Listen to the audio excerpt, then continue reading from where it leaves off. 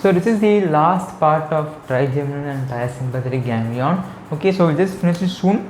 First important thing we'll learn about the submandibular ganglion. Okay, so submandibular ganglion. So any ganglion, first we have to write about the topographical and the functional view, right? So topographically it is connected with the lingual nerve and functionally it is connected with the facial nerve. Okay.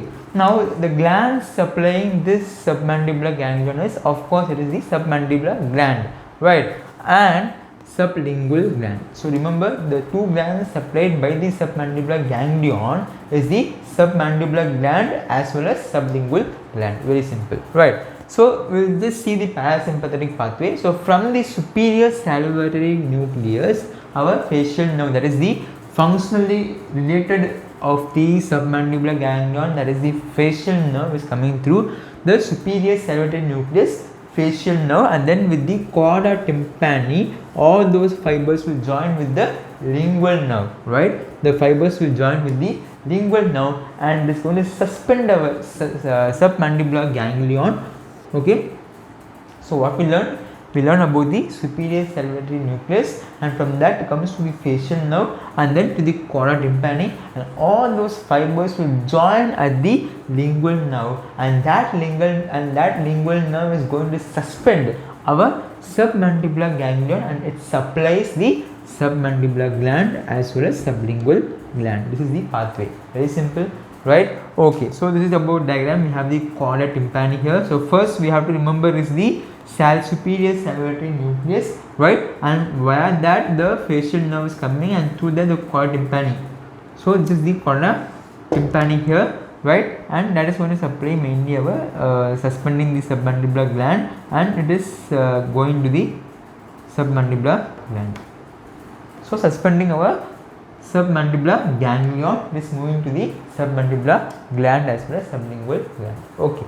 Now we will be seeing about the inferior alveolar nerve, right? So this inferior alveolar nerve, where it moves, where it passes. So it passes through the mandibular foramen, and also it gives main supply to the entire lower jaw. Very important. So inferior, that lower, right? Inferior alveolar nerve means it supplies mainly the entire lower jaw, and also it passes through the mandibular foramen. You have to remember. So this is about the alveolar nerve, inferior alveolar nerve, right? And also when it moves down, it also has got a nerve to mylohyoid. What is this nerve to mylohyoid, sir? It is the branch of inferior alveolar nerve. So also the branch. Okay, so we can draw it like this in similar way, not like this, like here. Okay, so we have the inferior alveolar nerve. It's the branch of the inferior alveolar nerve. Okay, it gives off before passing through the mandibular foramen. So before passing through the mandibular foramen, we get this nerve to mylohyoid. Very simple, right? So where all it will supply cell? Very simple. So what we have down? We have the anterior belly of digastric, right? So anterior belly of digastric as well as the mylohyoid muscles. Very simple, right? So what we saw about the inferior alveolar nerve, where it passes through the mandibular foramen, but it also supplies to the entire lower jaw. And also we saw about the nerve to mylohyoid.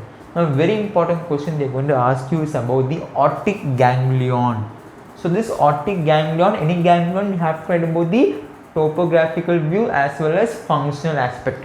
So topographically it is connected to the mandibular nerve, and functionally it is connected to the glossopharyngeal nerve. Very simple. Otic ganglion, please remember one more question. Functionally it is connected with the glossopharyngeal nerve and topographically connected to the mandibular nerve. Okay, now we will see the parasympathetic pathway. Before that, the gland supplied is our parotid gland. Very important. Otic ganglion is supplying the parotid gland. Okay, now we will see the parasympathetic pathway. There we saw about the superior salivary nucleus, where submandibular ganglion, but here this otic ganglion is coming from the inferior salivary nucleus and then to the ninth nerve. Okay, that is the glossopharyngeal nerve, as we saw the functional aspect, right? So this glossopharyngeal nerve and then moves the tympanic branch of the ninth nerve, that is the glossopharyngeal, and forms a plexus around it called as the tympanic plexus.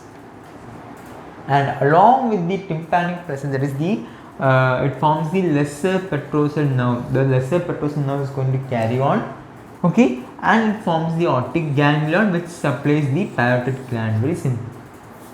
So from the inferior salivatory nucleus, we have got this ninth nerve coming through and forms a tympanic branch in the ninth nerve, forming the tympanic plexus around it, and we carry on the lesser petrosal nerve, passes through the aortic ganglion and gives our parotid gland. Okay, so this is about the diagram for this medulla oblongata. We have the glossopharyngeal nerve coming through and forming the aortic ganglion, supplying our parotid gland. Very simple. So this is all about the trigeminal and the parasympathetic ganglion. So hope you liked it.